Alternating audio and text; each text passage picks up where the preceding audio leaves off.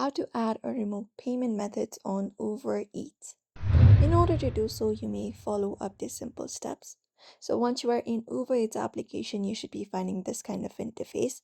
You may directly head over to the account option in the bottom right corner, and from the given options, you may just head over and look out for payment methods option or wallet option.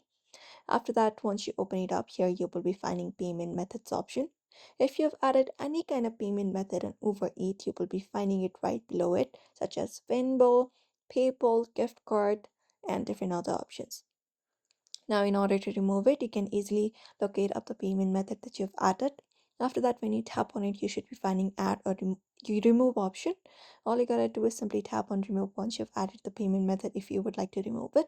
If you would like to add it, just go ahead and tap on add and look out for the card that if you would like to add a credit card, use your credit card credentials, and once it is added, that is it.